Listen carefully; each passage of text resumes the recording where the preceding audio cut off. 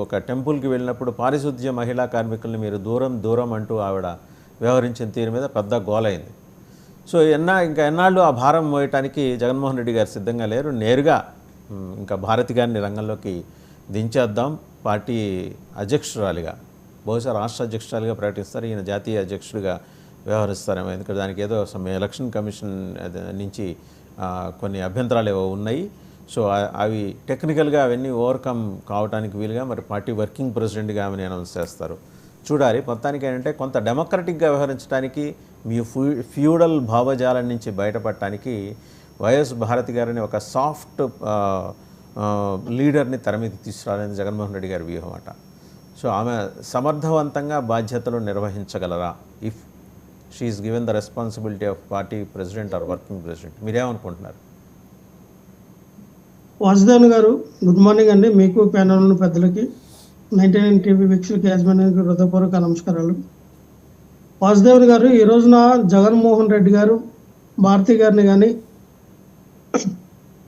అంటే ప్రత్యక్ష రాజకీయాల్లోకి కానీ తీసుకొస్తే మాత్రం శుభసూచకం. ఎందుకంటే జగన్మోహన్ రెడ్డి గారు ఆయన్ని అన్యాయంగా అక్రమంగా అరెస్ట్ చేసి 1 సంవత్సరం 6 నెలలు పెట్టి జైల్లో పెట్టినప్పుడు ఆవిడ పాత్ర చాలా ఉంది. అంటే ప్రజల వైపు, ప్రజల్ని, షర్మిల గారు, విజయమ్మ గారు, ఆ రోజున వీళ్ళు ముగ్గురు పాత్ర ఏంటంటే ప్రజల్లోకి వెళ్ళి అన్యాయంగా అక్రమంగా జగన్మోహన్ రెడ్డి గారిని అరెస్ట్ చేసి జైల్లో పెట్టారని చెప్పే విధానం ఆ రోజుల్లో ప్రజల్లో చాలా బలంగా అయింది.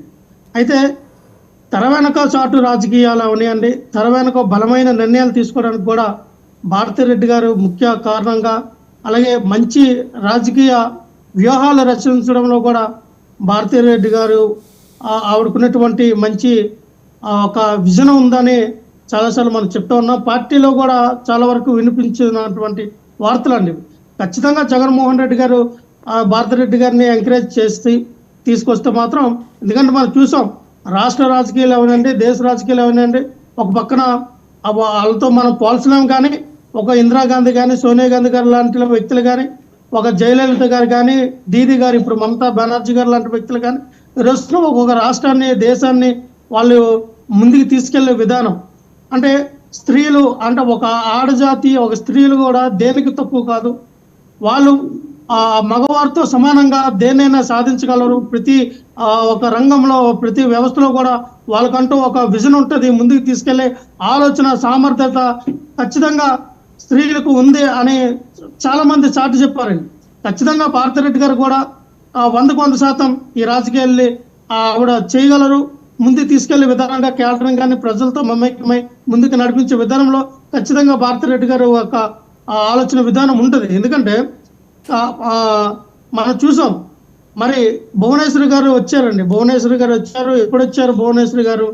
చంద్రబాబు నాయుడు గారు స్కిల్ డెవలప్మెంట్ కేసులో అరెస్ట్ అయినప్పుడు, జైలు ఉన్నప్పుడు తన భర్తకి సంఘీభావంగా సపోర్ట్గా ప్రజల్లోకి వెళ్ళి ఇలా అని ఆవిడ చెప్పారు. అంతేగాని కరోనా టైంలోనూ పేద బడుగు బలహీన వర్గాలకి ఇబ్బందికరంగా వాతావరణం ఉన్నప్పుడు, లేకపోతే వాళ్ళకి సహాయార్థమో ఏ రోజు బయటికి రాలేదండి. వాళ్ళ వ్యక్తిగతంగా, వాళ్ళ స్వార్థ కోసం, వాళ్ళ రాజకీయాన్ని ప్రలోభించుకోవడానికి మాత్రమే వచ్చారు. నేనేమంటానంటే ఈ రోజున ఇంకా మాట కూడా భారతిరెడ్డి గారు ఎవరైతే వివేకానంద గారి హత్య గురించి చెప్పి బయటికి రావాలండి.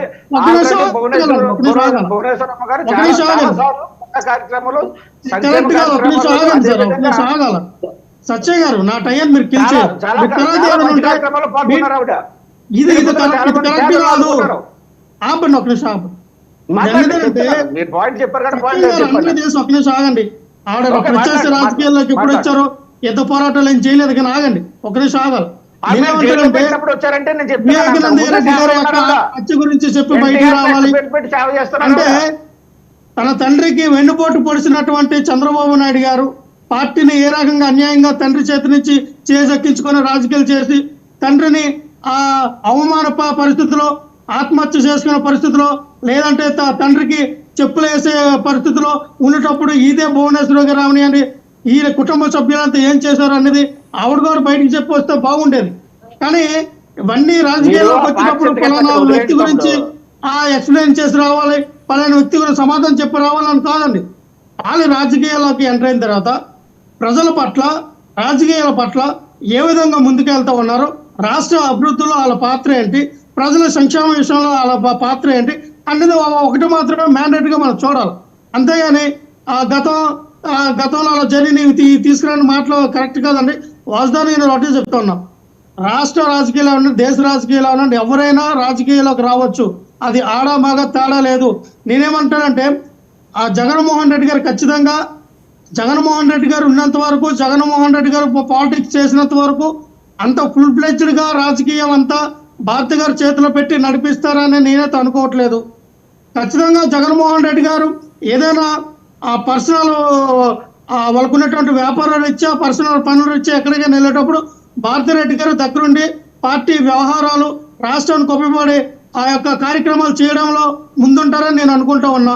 ఖచ్చితంగా ఇద్దరు కూడా వేరు నీళ్ళకి చల్లనీళ్ళలాగా తోడుగా ఉంటూ ఆ రాష్ట్ర రాజకీయాల్లో ఒక పెను మార్పుని తీసుకురావడానికి జగన్మోహన్ రెడ్డి గారు తీసుకున్న నిర్ణయం అని మనం అనుకోవచ్చు. ఎందుకంటే భారతిరెడ్డి గారు వెల్ ఎడ్యుకేటెడ్, ఈ రోజులో వాళ్ళకు ఉన్నటువంటి కంపెనీలన్నీ ఆవిడే చూసుకుంటూ ఉన్నారు. భారతీయ సిమెంట్ లో ఉన్నాయండి, సాక్షి పేపర్, మిగతా వాళ్ళకు ఉన్నటువంటి పవర్ గిట్స్ అన్ని ప్రతిదీ కూడా ఆ భారతమ్మ గారు చూసుకున్నారు. ఇది అందరూ తెలిసిందే. అలాగే రాష్ట్ర రాజకీయాల్లో కూడా ఆవిడ వచ్చి తన యొక్క మార్కుని చూపించుకుంటే ఖచ్చితంగా జగన్మోహన్ రెడ్డి గారికి సపోర్ట్ గా అండగా ఉంటారు ఈ క్షణంలో. ఎందుకంటే శర్మిల గారు, విజయమ్మ గారు దూరమైన ఈ క్షణంలో ఖచ్చితంగా ఒక భార్యగా, ఒక భర్తకి ఎంతవరకు సహకరించాలో అంత సహకారం అయితే భారతిరెడ్డి గారు అందిస్తారని మేమైతే భావిస్తున్నామండి వాసుదేవన్ గారు. రైట్, రామ్నాథ్ గారు. సో పులివెందుల ఎమ్మెల్యే గారు ఆయన బెంగళూరులో, ఒక్క నిమిషం అండి వస్తాను, రామ్నాథ్ గారు మాట్లాడిన తర్వాత మీ దగ్గరికి వస్తాను. పులివెందుల ఎమ్మెల్యే గారు బెంగళూరులో ఆయన బిజినెస్ కార్యక్రమాల్లో చాలా బిజీగా ఉన్నారు. సో పార్టీని నడిపించాలి, ఒక ఫోర్ ఫ్రంట్ మీదకి కొత్త ఫేస్ రావాలి, ఫ్రెష్ ఫేస్ రావాలి అంటే యాక్టివ్గా. ఇంతకుముందు రాజకీయంగా భర్తకు సహకరించి ఉండవచ్చు, దట్ ఈస్ డిఫరెంట్. బట్ యాక్టివ్గా వర్కింగ్ ప్రెసిడెంట్ గానో లేకపోతే గౌరవ అధ్యక్షురాలు విజయమ్మ గారు ఖాళీ చేసి వెళ్ళిపోయిన కుర్చీ ఒకటి ఉంది ఇంకా వైసీపీలో. సో గౌరవాధ్యక్షురాలుగాను ఆమె ఎంట్రీ ఇచ్చి మొత్తం చక్రమంతా ఆమె చేత తిప్పించే కార్యక్రమాన్ని జగన్మోహన్ రెడ్డి గారు ప్రత్యేకించి ఎందుకంటే is no more opposition leader కాదు, ఓన్లీ పులివెందుల ఎమ్మెల్యే కదా, అంటే టీడీపీ వాళ్ళ భాషలో, నాకు తెలియదు అలా అంటారో లేదో. టీడీపీ కానీ బీజేపీ కానీ, బీజేపీలో కూడా అందరూ కాదు, కొందరు నాయకులు అలా అంటున్నారు.